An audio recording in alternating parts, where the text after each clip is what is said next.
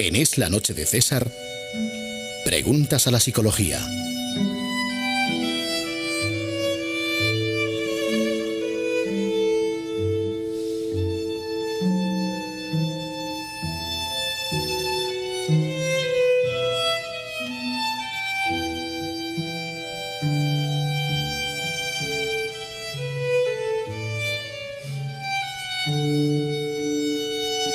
Bueno, ya estamos de regreso, ha llegado nuestra psicóloga de guardia y vamos a entrar en el asunto. Muy buenas noches, doña Pilar. Muy buenas noches, don César, y a nuestros seguidores. Bueno, hay mucha gente que nos está enviando preguntas en relación con la matanza de Newtown, por razones bastante obvias, en relación con lo que es el esquema mental del asesino y en relación también con las víctimas. Si le parece, vamos a ver si podemos ir respondiendo, más bien usted ir respondiendo a estas preguntas. Primera cuestión que se plantean algunos es hasta qué punto esta matanza se puede explicar por la legislación sobre armas de fuego o es algo que va mucho más allá de la legislación sobre armas de fuego. Perfecto.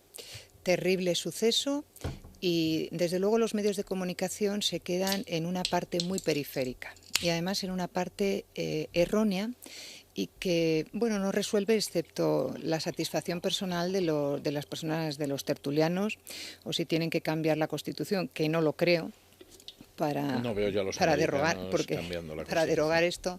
Bueno, el asunto es, vamos a entender esta noche como palabras clave lo que es un predisponente y un facilitador, ¿de acuerdo? Bien, un facilitador es un arma, un facilitador es un cuchillo, un facilitador es una piedra y un facilitador es un bidón de gasolina. Bien, ahora bien, no todo el mundo que tiene ese arma, ese bidón o esa piedra lo utiliza. ¿Qué depende de quién lo utiliza y quién no? Aquel que tiene unos predisponentes. Es decir, predisponentes... Es decir, uno puede tener en casa un cuchillo de caza, puede tener una escopeta o quiera. Puede tener un bidón de gasolina y eso no quiere decir ni que vaya a prender fuego a nadie, ni que vaya a degollar a nadie, ni a emprender a tiros con nadie. Bien. De hecho, un cuchillo jamonero puede es un arma letal. Exacto. Totalmente, estoy de acuerdo. Y yo creo que la mayoría de las personas que tienen una cocina, pues tienen este instrumento. Y la mayoría de las personas no lo utilizan con este fin de violencia. Totalmente. Bien, pues el arma es exactamente igual. Lo que pasa es que tenemos un punto muy prejuicioso y muy peyorativo, evidentemente, porque las armas tienen un fin y un propósito. Pero el propósito del arma en Estados Unidos es un propósito defensivo. Bien, en este caso, el uso del arma ha sido para anular a un grupo de víctimas. Ahora bien, hemos dicho que es un facilitador. Otro facilitador que es mucho más importante, don César, y que no nos cuestionamos, es todo el mundo de lo virtual. Todo el mundo de los videojuegos. Mis amigos norteamericanos, con los que he hablado estos días a través de Skype, precisamente sobre la matanza, todos me insistían en eso. Esto es. En Europa y especialmente en España se había distorsionado toda la cuestión, se había orientado todo hacia las armas y sin embargo se pasaba por alto exactamente lo que está usted diciendo ahora. Bien, entonces vamos a conectar. Como facilitador más alejado es el arma. Como facilitador sigue siendo facilitador el videojuego, pero un facilitador que, digamos, estimula mucho más al predisponente. Me ha quedado sin explicar. El predisponente es esa parte de estructura interna de personalidad o de patología que una persona ante ese estímulo arma o ante ese estímulo videojuego actúa, pero no de manera fría, sino de manera tiene que haber, casi siempre, no siempre, excepto rarísimas ocasiones, siempre tiene que haber un estímulo de frustración, un estallido de frustración. En el caso de este chico, de Adam, el estallido de frustración fue unas horas antes, incluso un par de días antes, que acudió al centro escolar y algunos bedeles, algún personal de allí, tuvo algún desencuentro con ellos, le negaron algo. Esa es la chispa que conectó con un facilitador con alta seguridad de un videojuego y con alta seguridad del arma. Pero el arma es, como hemos dicho, un facilitador periférico. Ahora vamos a ver qué facilitador más, que conecta más con una personalidad predisponente, ¿vale? Que son los videojuegos. En concreto, hay una tríada de videojuegos que han ido increciendo. Empezaron en Estados Unidos el Wolfenstein 3D. Era un chico, un mercenario que se encontraba en un castillo, en una fortaleza cuajada de nazis, y tenía que ir tiroteando a los nazis para salir. Para salir, no está mal, sí. Bien. Siempre puede tirotearlos además para entrar y otra vez para salir, o sea, puede ser el cuento nunca acabar. Este juego, al venir a Europa, desde luego, Alemania, como había símbolos nazis como la esvástica, lo prohibieron. Con lo cual, no sé qué casa comercializó, no lo sé, no tengo ni idea, Macintosh, no lo sé. Bueno, el asunto es que después del Wolfenstein vino el Doom. El Wolfenstein fue en 1992. El 20 de abril de ese mismo año, Harris y Klebold entraron matando en el Columbine Institute. Me parece que era en Colorado, ¿verdad? Eran dos chicos, dos adolescentes, y iban matando por los pasillos a todos los que se encontraban. Y mientras tanto iban diciendo, está ocurriendo como en el malvado juego de Doom. No dijeron malvado, o sea, eso lo pongo ahí la yo. cosa estaba más clara que el agua de cuál era la fuente de inspiración. Exacto, pero no solamente la fuente de inspiración, don César, sino que en estos chicos, además de un facilitador, había un predisponente de otra personalidad que quiero explicar ahora y que se está empezando a investigar, que se llama la personalidad flotante. Y es que estos chicos no distinguían la representación de la realidad, porque lo que querían comprobar es la matanza en el mundo real de lo que habían sentido en el mundo virtual. Bien, esto fue... Lo cual es chocante, porque se supone que esto sucede con niños de corta edad, que son los que no diferencian el mundo real del mundo imaginario. El adolescente, ¿no?, ya lo diferencia. No, por eso digo, se supone que el adolescente perfectamente eso lo diferencia. Pero ¿qué ocurre? Que cuando uno está inmerso tantas horas en realidades tan virtuales, porque no son... El mundo de la violencia y del crimen negro ha ido evolucionando. Desde los cómics, también hablaremos del antihéroe. Es que antes el villano, el malo, era muy malo. Incluso eran los monstruos, personas con muchas dificultades físicas, los licántropos.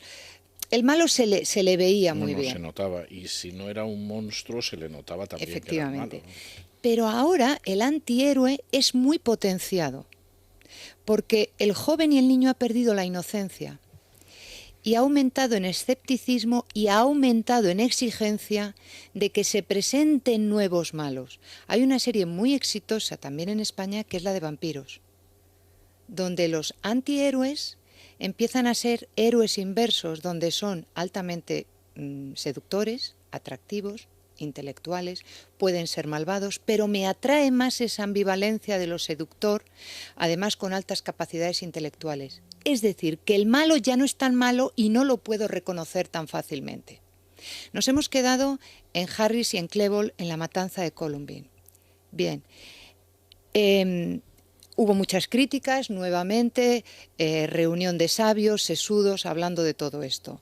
Pero parece ser que la cuadratura del círculo en los videojuegos es que no solamente no pararon ahí, sino que sacaron el Super Massacre, la Super Masacre de Columbine, donde ahí se podían proyectar en Harris y Klebold e ir matando, claro, lógico, a adolescentes. Lógico. Bien, ¿qué argumentaron los patrocinadores de ese videojuego? Bueno, que lo que hacían era mostrar intereses y nuevos sentidos de los jóvenes. De cara a una estructura cognitiva y a una estructura emocional, don César, es mucho más facilitador este territorio virtual, infinitamente más que un arma, pero infinitamente más. Hemos dicho en personalidades predisponentes. Nos metemos a ello. ¿Qué personalidades predisponentes? Primero, el más fácil, el que todo el mundo supone, el psicópata. Atención, y hay que dejarlo claro, el psicópata no es un enfermo. No lo es. ¿Por qué no lo es? porque no tiene alterado el concepto del bien y del mal. Sabe con nitidez exactamente lo que está haciendo. Y el inicio de la psicopatía es que desde muy precoz tiene una conducta antisocial, tiene una conducta alterada. Es una persona conflictiva, ¿vale? Después está el psicótico. El psicótico sí que es un enfermo y no distingue la realidad de la ficción. Y no distingue lo bueno de lo malo. Sus percepciones están alteradas puntualmente. Dentro de ese caso de enfermedad tenemos también al esquizofrénico paranoide. Sí. ¿Se acuerda usted de la doctora Domingo? Ujú. Son personas que además la motivación para el crimen es de tipo visionario.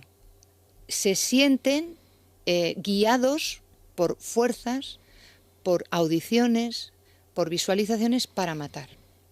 Estamos hablando de territorio de enfermos. ¿Qué facilitador pueden tener? Pues en el caso de la doctora Domingo no sé si fue a cuchilladas, no tenía armas. En el caso de Estados Unidos es más fácil ese facilitador. En otro medio de comunicación que me preguntaron, bueno, es que en España, como no hay armas, ¿se acuerda usted que este verano hubo un universitario mallorquín que le pillaron con unos bidones de nitroglicerina, que quería hacerlos explotar el día del 20 de abril, coincidiendo con el aniversario de la masacre de Columbine? Sí, y me acuerdo del asesino de la katana, por ejemplo. Por ejemplo. Y en España no hay armas, pero las podemos encontrar. Bien, vamos a la tercera personalidad predisponente.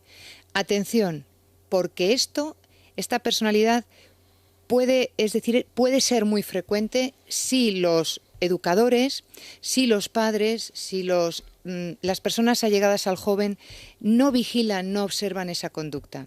Se llaman las personalidades flotantes. ¿Qué significan las personalidades flotantes?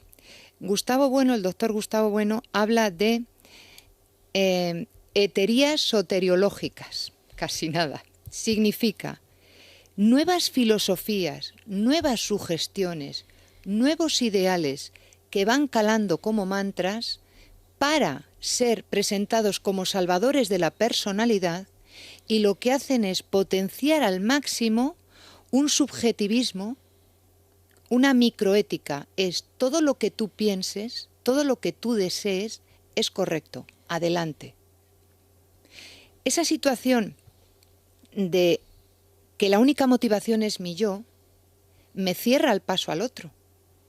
Pero es que además la realidad se agota en mí.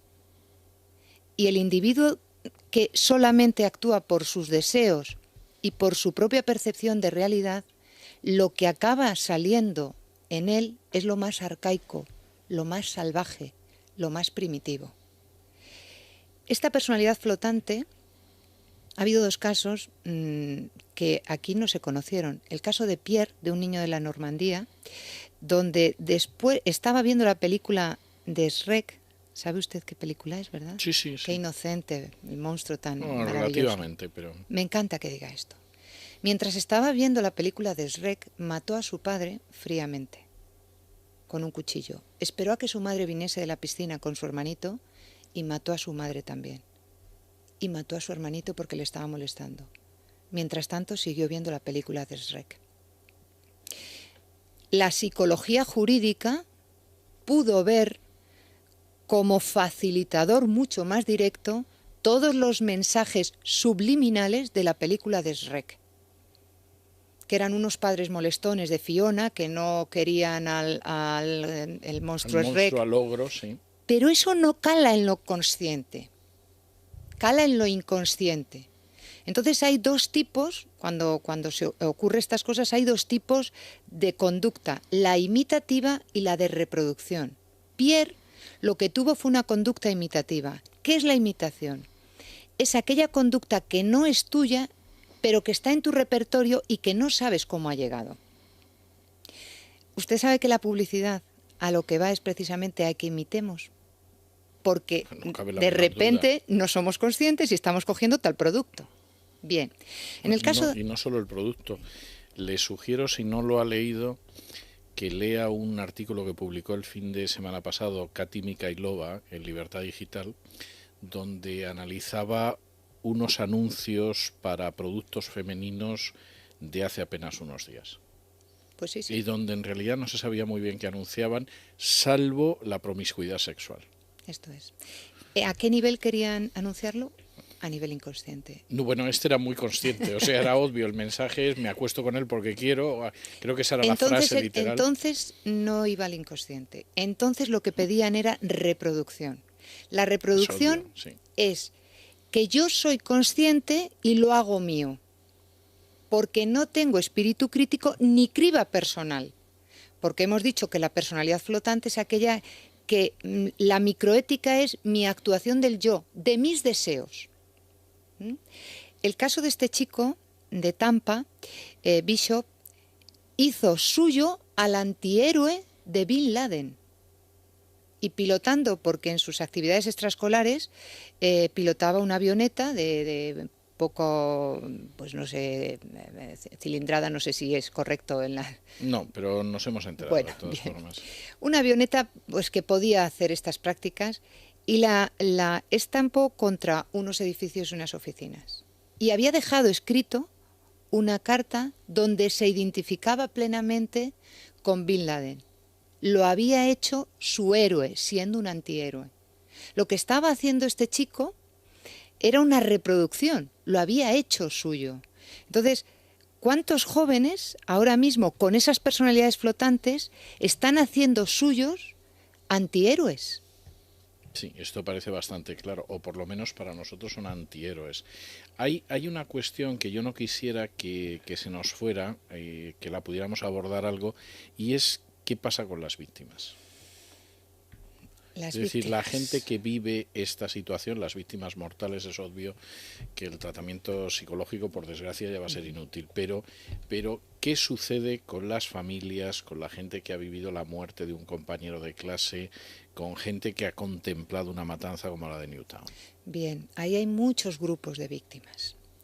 Las víctimas más diana, las víctimas más vulnerables son los niños que han tenido que presenciar una situación de altísima tensión y de peligro de vida, que son los niños que tuvieron que salir con los ojitos cerrados y en fila.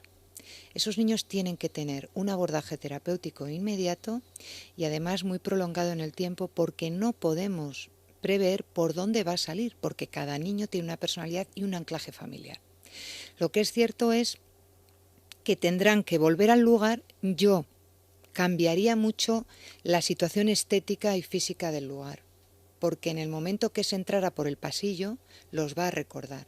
En el momento que llegaran a ese gimnasio donde la profesora tuvo que parar el golpe de este chico y que además le costó la vida con su propio cuerpo, les va a recordar. Porque además los niños no tienen la lógica, tienen además el territorio de la fantasía, que ahí bien gestionado puede ser un mundo terapéutico importante a través del juego y a través de todo el dibujo y la expresión libre. Bien, grupo de víctimas, padres de niños fallecidos. Importantísimo. Que se den tiempo. No pasa nada porque manifiesten su sufrimiento. Vivimos en un mundo donde el disimulo social, porque somos muy hedonistas, tenemos que controlarlo. No, tienen que llorar, tienen que manifestar y pasar por todas las fases del duelo. Están ahora mismo en shock, pero luego vendrá el enfado, la rabia, la culpa. El niño estaba con moquitos, ¿por qué lo llevé yo al colegio si yo no lo hubiera llevado? Nadie les va a poder arrancar de esa fase. Y luego viene la aceptación. Entonces no hay nada más estúpido que a una persona que esté en esas fases decir, olvídate, ya no le des más vueltas. No pueden. Y el último mensaje, que esto es un proceso terapéutico que van a necesitar todos. También depende de ese predisponente personal. Y ahí fundamentalmente un alivio importante es la angulación espiritual. Cuando el ser humano tiene el principio de trascendencia, esto se encaja mejor, si no se enloquece. Entonces, el plantear ya en la fase de aceptación, después de un desastre de estas características, ¿Se puede seguir viviendo, don César? ¿Se puede salir siendo una persona íntegra, cabal y teniendo sentido la vida? Sí. No, no cabe duda, claro. Exacto. Ahora no es inmediato. No es... ¿Qué pasa en esos casos que son absolutamente excepcionales? Pero yo he conocido varios. Por ejemplo, estoy pensando en un caso que además hasta se hizo una película de un personaje de este tipo que entró en una colonia de Amish en Estados Unidos y mató a varias niñas. Entró en la escuela, mató a varias niñas y la familia no solamente insistió en perdonarlo públicamente, sino que además consideraban que no había que condenarlo a la pena capital por los crímenes que había cometido. En esos casos, esa es la gente en la que de alguna manera el elemento espiritual predomina extraordinariamente sobre cualquier otro tipo de consideración. En grupo me cuesta trabajo, don César. El grupo es verdad que tiene mucho tirón, porque podemos ser un grupo de creyentes y tener como objetivo, como sentido vital, pero ante esa situación de impacto, cada uno reaccionamos según nuestra propia biografía y nuestros propios impulsos. Entonces, globalmente se pueden adherir, imaginemos 20 padres diciendo, hacemos... No, estos eran un par de familias. Bien, pues a lo mejor uno en un momento determinado se descuelga, porque siente dudas y porque puede perdonar ese grupo, pero el colectivo que rodea al psicópata está en su derecho de no perdonar. No estoy entrando en esa cuestión. A mí me parece obvio que el psicópata tiene que ser detenido, juzgado y condenado. Eso, y vigilado, eso por es supuesto, porque es que reincide. Que a mí me parece obvio, pero estaba intentando comprender en este caso. Es decir, usted mencionaba que, por ejemplo, hay algunas víctimas que es esa creencia espiritual les lo lleva que más les permite fácil ir sobreviviendo, sí, ¿no? Sí. Entonces, lo que yo le preguntaba en este caso es si además hay casos en los que facilita la posibilidad del perdón, ¿no? Que yo creo que es algo que solamente pueden conceder las víctimas, es decir, que sí, no lo puede conceder nunca, exacto, es la sociedad exacto. vicariamente en nombre de las víctimas. Y además es un regalo que se hace la propia víctima a ella misma, en primer lugar, porque hace mucho más rápido todas las fases del duelo y sobre todo equilibra mucho más. El perdón efectivamente es un acto extremo de generosidad, pero ese acto extremo de generosidad no solamente con el verdugo, también es un beneficio balsámico para el que perdona, ¿no? Es un gran misterio y que cuando realmente nace de dentro es algo maravilloso. Pero el perdón es individual, don César. No tengo ninguna duda. Es verdad que personas con un principio de trascendencia y una creencia común es más fácil que se pongan de acuerdo. Pero también el proceso de cada uno en ese perdón, que también el perdón lleva sus fases, valorar realmente la intensidad del dolor, valorar y calmar la herida narcisista. La herida narcisista es la pregunta de ¿por qué a mi hijo? No me cabe la menor duda. Entonces, hay personas dentro de esa creencia, hay personas más místicas, más trabajadas, y personas en otra fase de espiritualidad, que pueden ser mucho más ciegas a la hora de elaborar el perdón, de querer, de estar en el camino, pero no conseguirlo, y también culpabilizarse, porque dices, por mis creencias yo quiero perdonar, y sin embargo dentro de mí, en mi fuero interno, en mis emociones más internas, tengo muchas dudas y tengo muchas ambivalencias. Entonces esa persona hay que trabajar con ella, que a lo mejor es un perdón explícito y no implícito, y le está haciendo más daño, aunque el objetivo tendencia sea bueno. Quería también señalar algo importante para que sepan nuestros seguidores, Jesús, la diferencia entre un asesino de masas y un asesino serial. ¿Qué sería este chico? Un asesino de masas, que en un solo acto violento mata a más de 4 personas y puede no volver a matar más. El asesino ¿Podría serial, darse esa circunstancia? sí, el asesino serial es que mata a más de 3 víctimas en escenarios diferentes y en tiempos cortos. El primero puede ser este chico, puede ser un psicópata o puede ser una personalidad flotante o puede ser un esquizofrénico paranoide de este tipo. Los segundos siempre son psicópatas. Y además actúan casi siempre de la misma manera. La motivación del crimen suele ser de sadismo, porque este chico no ha tocado a las víctimas. Pero el asesino serial le encanta entrar en contacto con la corporalidad de la víctima. Descuartizadores, Sí. casi siempre estrangulan. Porque el contacto físico con la víctima es la parte... Esto es una de las cosas que más la gente estándar le cuesta trabajo pensar, ¿no? Pero es así. Cuanto más dolor provoquen en la víctima, más placer tienen ellos. Esa es la parte sádica. Y también está la parte lujuriosa, y es que mato y con el cadáver y diferentes vísceras del cadáver obtengo excitación sexual. Hay personas que matan, puede ser una motivación de este chico, o por poder, yo controlo tu vida, o por venganza, me has humillado y voy a por ti. O también por terror, quiero meter miedo a un colectivo y una población determinada. Entonces, pueden ser una motivación o solaparse varias. En el caso de este chico tiene toda la pinta de ser por venganza y por poder. Otra situación interesante... No la vamos a poder ver ya, lo siento, doña Pilar, pero vamos justísimos de tiempo, tendremos que ver esa situación interesante en otro momento. Muchísimas gracias y muy buenas noches. Muy buenas noches. Hacemos una pausa y regresamos con nuestra tertulia de análisis político. Es la noche de César.